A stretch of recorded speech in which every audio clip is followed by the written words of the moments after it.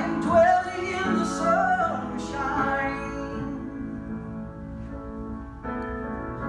dwelling in the shadows, dwelling with the believers, and in folks who don't know.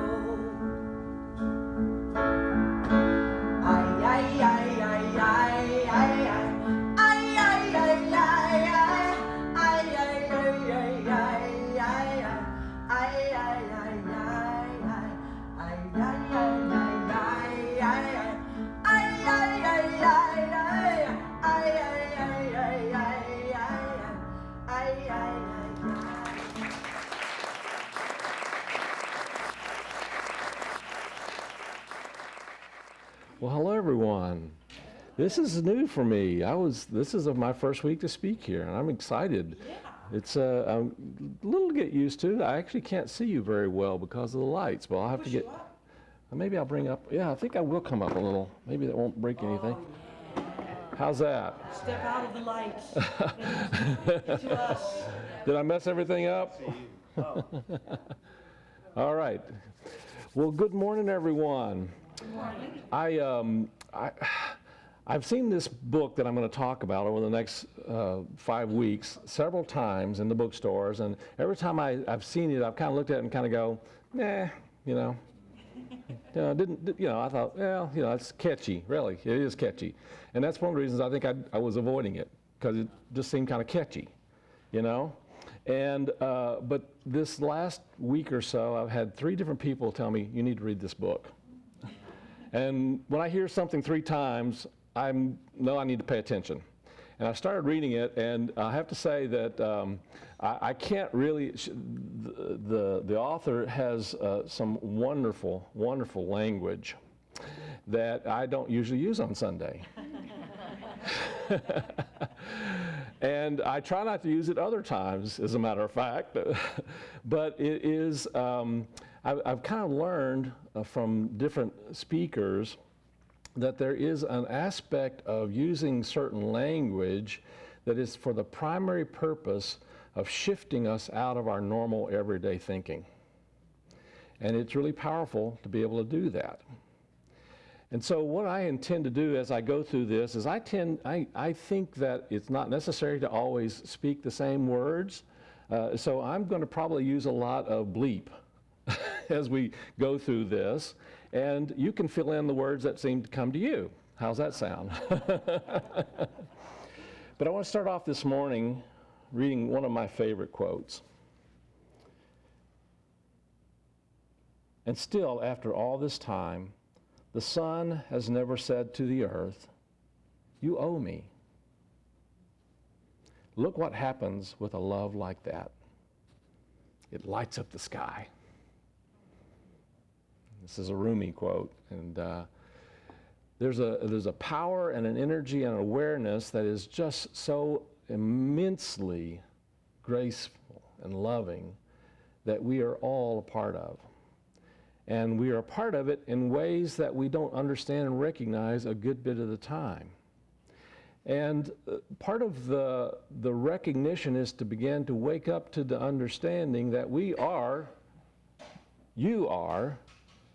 are a badass. I'm not going to bleep that one. Now, when I posted this, I filled in a word that I think really spoke to me about what the author is trying to say. And I put in the word, you are a spiritual badass. This is the truth of who and what you are. And that's a part of what our journey is about, is to begin to wake up to this understanding of the immense an amazing greatness that is within each and every one of us, and to let go of those kinds of thinking and ways of acting and ways of looking and ways of believing that are holding us back from really truly knowing and experiencing and expressing the truth of who and what we are. It's not for wimps. The journey to being a badass is not for wimps. It's not for spiritual wimps, and there are no spiritual wimps in this room. You wouldn't be here if you were a spiritual wimp. And this is the truth. Reverend Michael Bernard Beckwith, the spouse of Ricky Beckwith, says you can start out with nothing, and out of nothing and out of no way, a way will be made. There's an energy and a power that works through us that we are just are continually given the opportunity to tune into and to awaken to. And in the work, the spiritual, you are a badass. The author says that I used to think this was just a bunch of bleep. And she really didn't comprehend what was being said in this. But as she began to go through different experiences in life, there were certain things that happened in her life that began to wake her up. Now, one of the things she explains is that she had a pretty good life overall.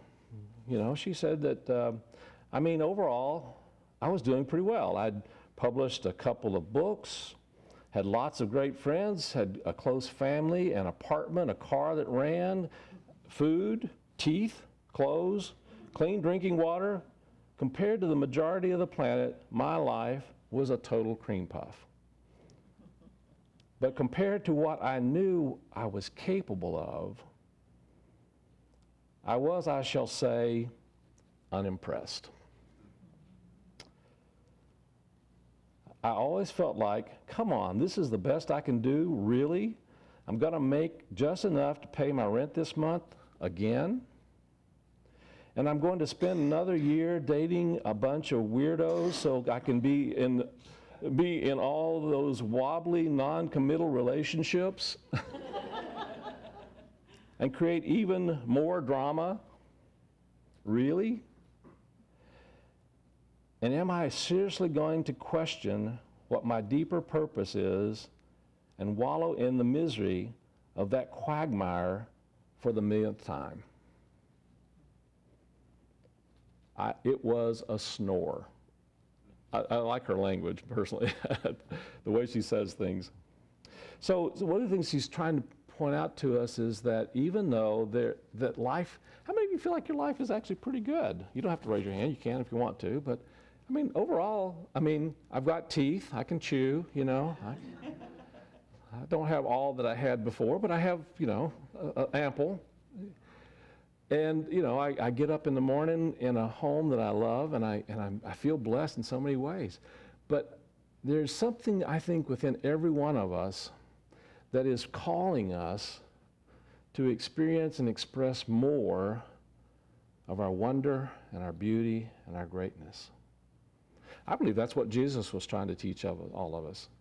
I believe that every one of us has within us the same power and the energy and the potential and the possibility of love and light and life and goodness that Jesus Christ demonstrated.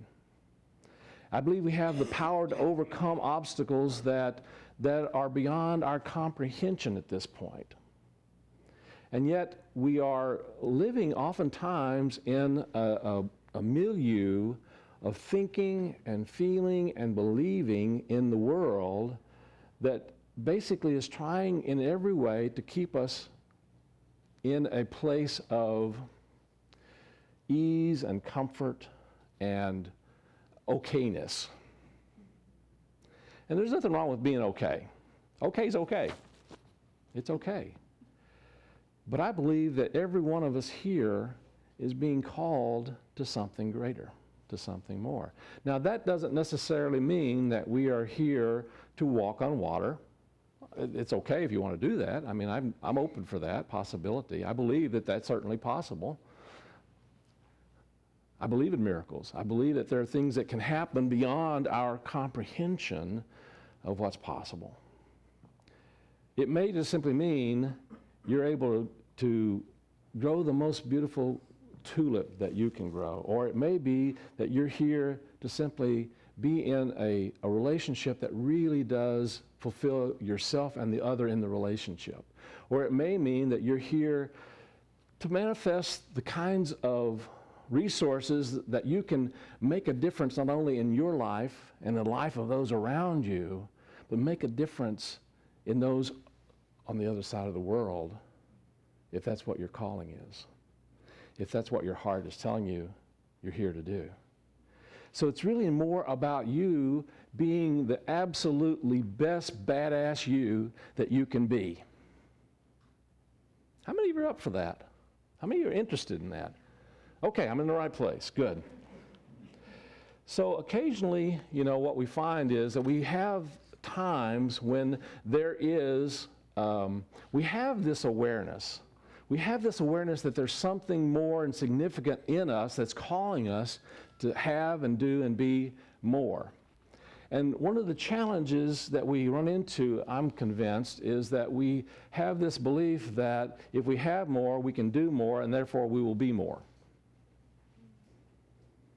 And that's absolutely opposite of the truth.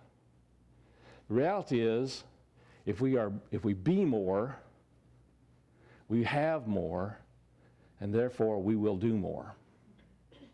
Does that make sense? It seems very simple, but it's important to get things in the right order. Wouldn't you agree? And so our work in unfolding our beautiful badassery, as she calls it, is to be the very clearest and most significant aspect of ourselves that we can shine in the world.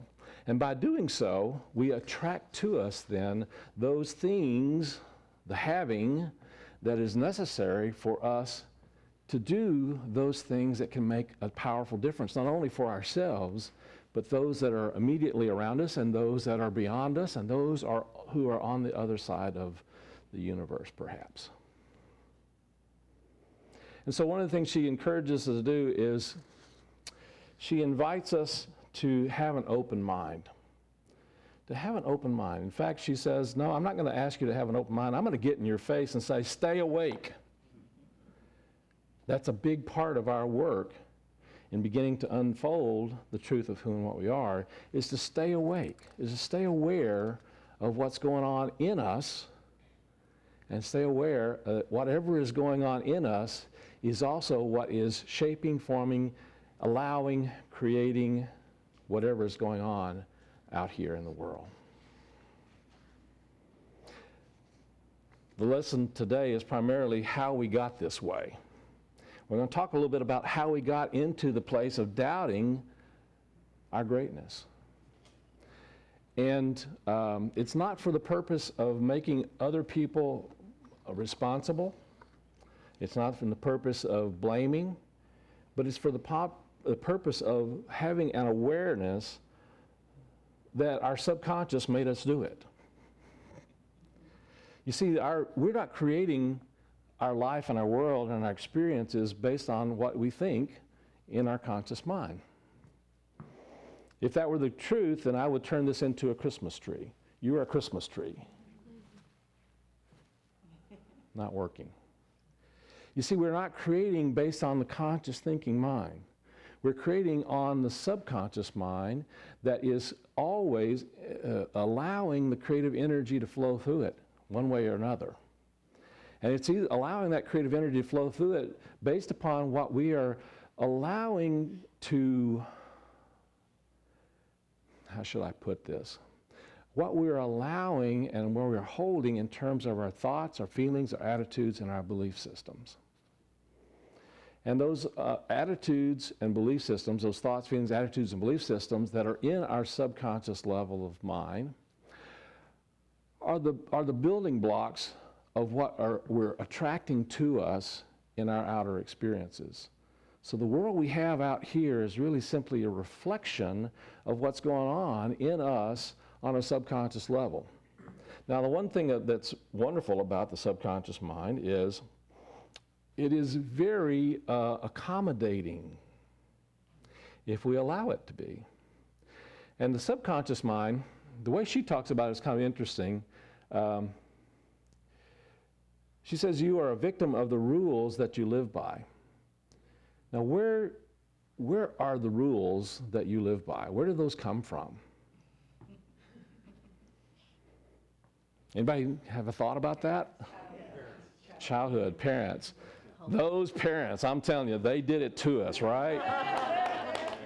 If you're sitting with your parents, you can nudge them. Just kidding.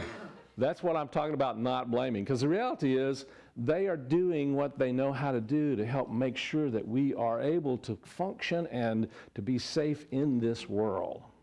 And they're doing it based upon what their parents taught them and what their parents before them taught them and their grandparents. And it's been passed down for generations. I think the Bible says, you know, the sins of the father are passed down for 7 generations. The errors of our thinking, sins, are passed down through 7 generations. I suggest that the number 7 is actually an infinite number. It's not just 7, it's just that everything gets passed down.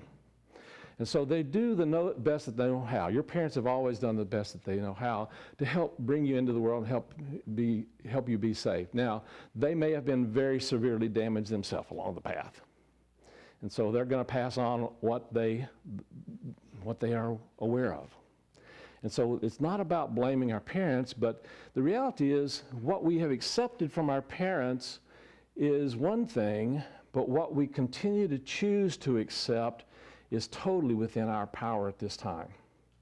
So our parents are no longer responsible for all the screw-ups in your life. I'm sorry, they're off the hook. However, your subconscious mind is still holding on to a lot of the things that they maybe actually have changed their mind about years ago, but didn't bother to tell you. Or didn't remember to tell you. Does that make sense? And so our work is to really pay attention to what's going on in our subconscious mind. See, the main source of this information is, of course, with our parents. However, the trouble is many of these beliefs that we have actually have nothing to do with who and what we truly are. They're basically there to help us just function in a way that everyone else feels safe and comfortable, and that we are safe, and therefore we are more safe and comfortable. Make sense? I'll read to you this part here that's pretty good. She says, for example, let's say you were raised by a father who was constantly struggling financially, who walked around kicking the furniture and grumbling about how money doesn't grow on trees, and who neglected you because he was always off trying, for the most part failing, to make a living. Your subconscious took this at face value and might have developed beliefs such as money equals struggle. Money is unavailable. It's money's fault that I was abandoned by my father. Money sucks and causes pain.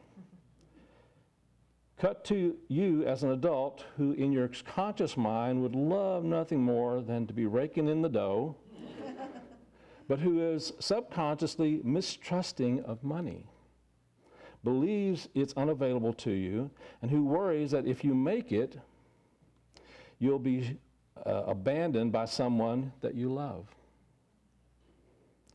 You may then manifest these subconscious beliefs by staying broke no matter how hard you consciously try to make money, or by especially making tons of money and then losing it in order to avoid being abandoned, or in a plethora of other frustrating ways.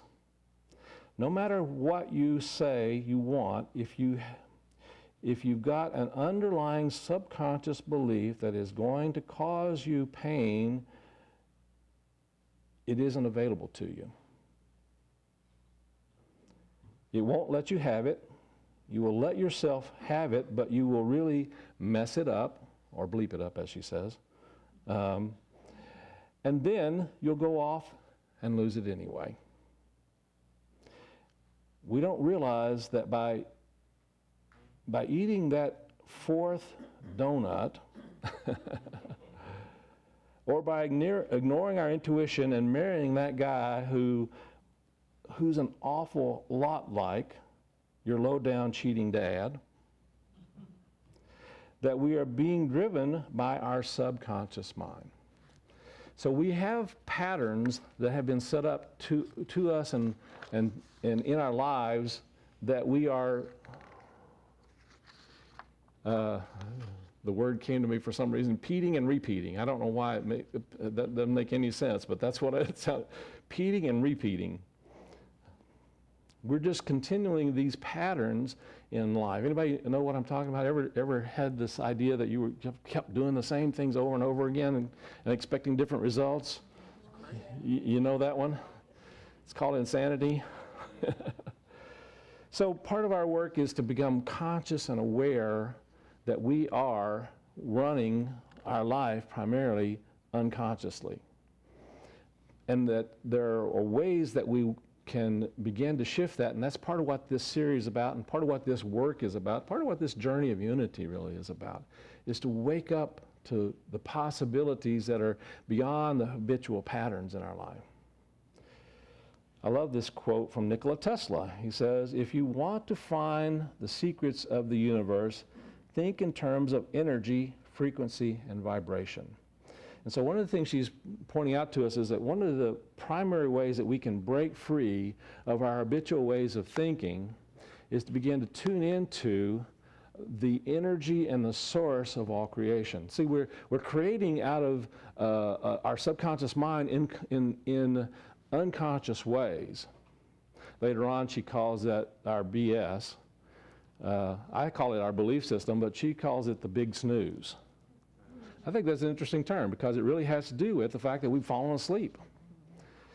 Our ego consciousness is what she's calling the big snooze. It's those times and energies where we simply fall asleep to actually being aware, and then we fall into the dreamlike state of repeating the habitual thinking and the habitual patterns that have brought us the circumstances that we're in the first place. And so we get hypnotized in a real sense into continually repeating these patterns because that's what we're familiar with and we're comfortable with, and that's what we've been trained and programmed to do. But our work is really to begin to break free of our continual BS, big snooze.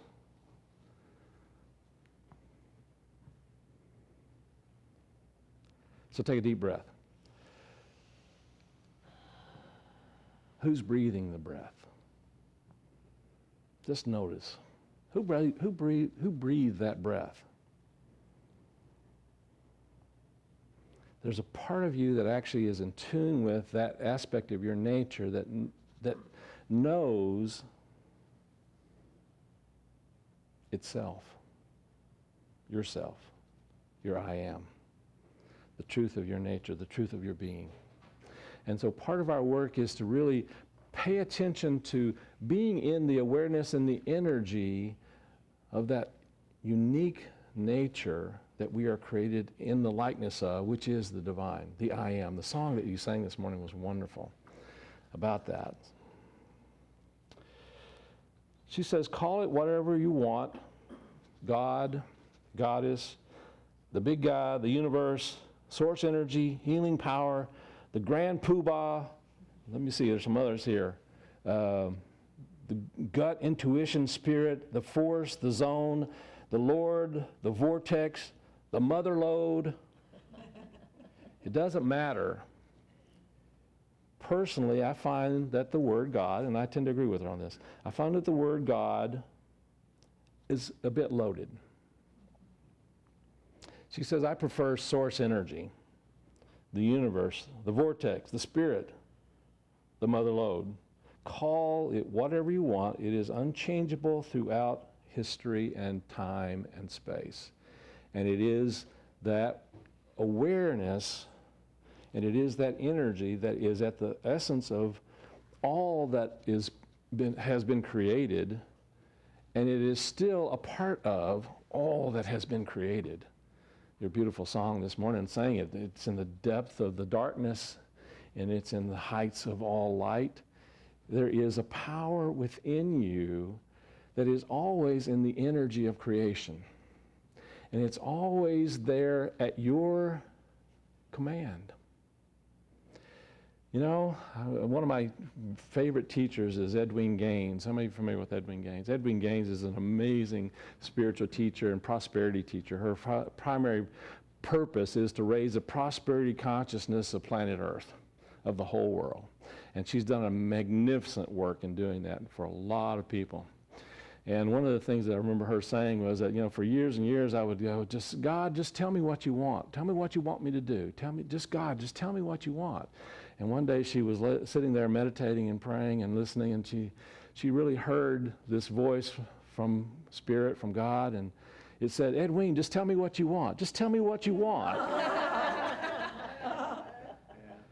See, the reality is sometimes we're there begging this divine something out there to do something for us, and all the time it's saying, you tell me what you want in your experience and in your life, and it will be for you. As you focus on, and one of the things she really emphasizes in the very beginning of this book that I think is really powerful, is that we move from wanting to deciding. You will only have what you want when you have truly decided to have what you want.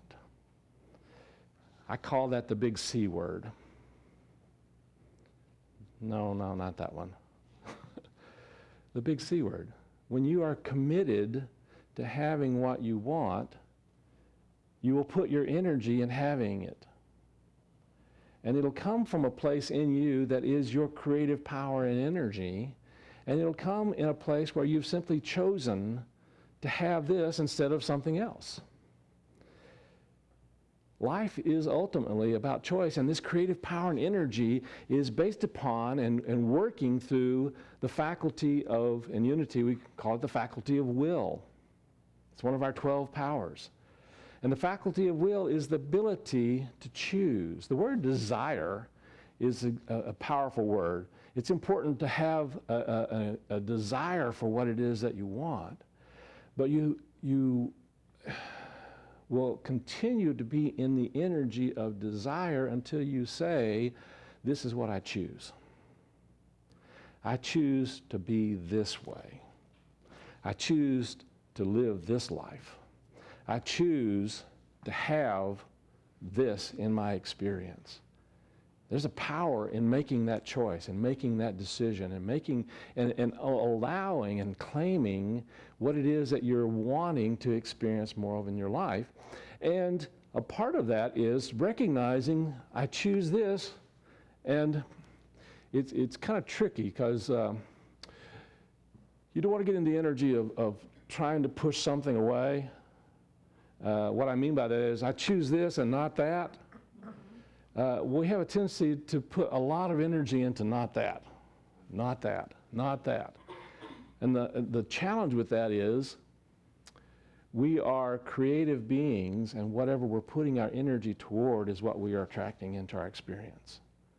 And so Michael Beckwith basically says we need to learn to be still and focus on what we truly want and turn our attention away from what we don't want. And make the choice. Make the choice that I am this way. Think about the way you want to see and be seen in your life. One of the things she points out here is that we have a tendency to look at ourselves primarily through our errors, our mistakes, and our shortcomings, and thinking that in order to, by doing that, somehow we're going to be able to fix those. Has that worked for you? Now, it's valuable to recognize that there are other ways that you can be. And one of the things that she points out is that it makes it easy when we stop putting our energy on shoulding ourselves, beating ourselves up, thinking about all the things that we don't want in our life, and begin shifting our energy toward really being and showing up the way we want to experience life and the way we want to be experienced in life. And so I invite you to take some time this week to really consider and to think about, what am I truly choosing in my life? She gets into the importance of being present to what is. And so one of the things that I find really extremely valuable is to stay present is the activity of noticing. Have you noticed that when you notice, it's easy to be present. Have you noticed that? Are you noticing it now? Just notice what you're noticing. See what you're seeing, feel what you're feeling, and be where you are in this moment now. Notice what you're experiencing in your senses. Interestingly enough, I was doing meditation this last week, and I'm taking another wonderful course, and part of that is to simply be still. It's not about changing our thoughts. It's not even we're not calling it meditating. It's just holding stillness, keeping the physical body still. And what I noticed was, of course, my mind was doing all kinds of amazing things. It was going all over the place, and mostly it was in the past or it was in the future. I was thinking about stuff in the past or I was thinking about stuff in the future. But when I began to just really notice my physical body, I was present. It was here. It was now. And so part of our work is to really learn how to be more in that energy of here and now. And it's from that place that source energy can come through in powerful ways that we have not really been able to tap into before because we're busy squandering it on memories or projections. And then one of the things that she really encourages us to do is to really pay attention and to notice what we are noticing about ourselves. To really pay attention to your self-perception. Notice how you are seeing yourself. Are you seeing yourself as this amazing spiritual badass that you truly are? Or you're going through life caught up in the dramas of the parking tickets and the bills that have to be paid, or the relationships where you get rubbed against each other and, like sandpaper, or where you have those in your life that are telling you who you are supposed to be and what you're supposed to be and how you're supposed to be. Anybody have anybody in that? Interestingly enough, all of those are part of your big snooze. They're part of your ego consciousness. And your ego consciousness doesn't want you to move out of this way of thinking. It doesn't want you to move out of this concept of who you are.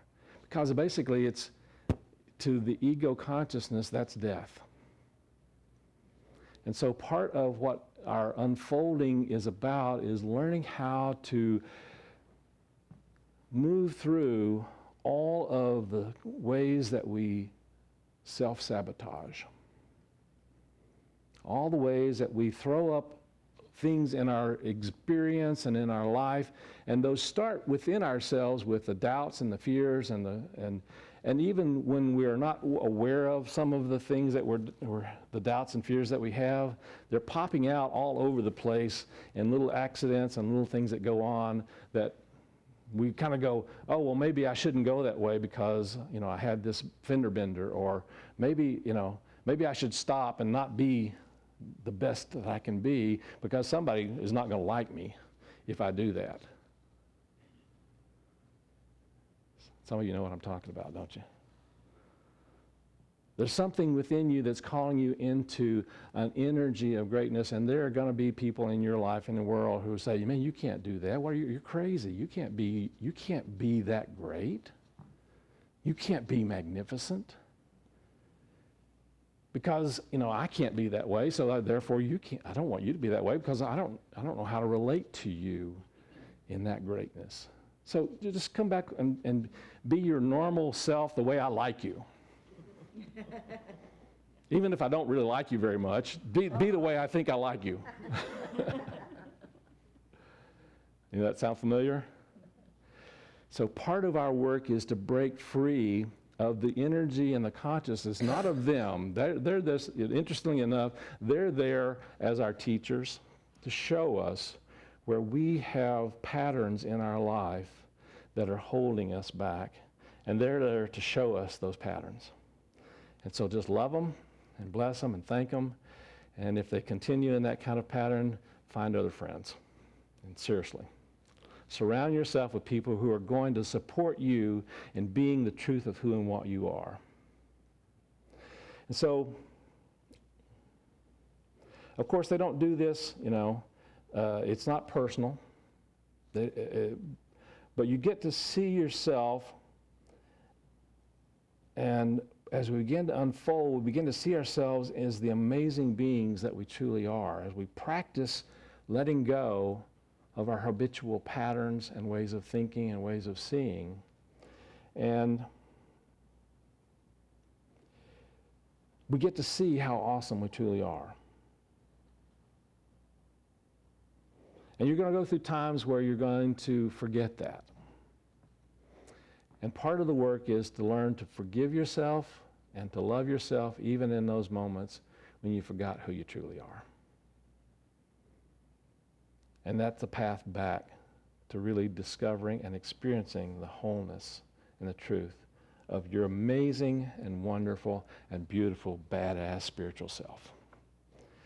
So, you guys up for more badassery? We'll continue this next week. All right, let's move into our meditation time.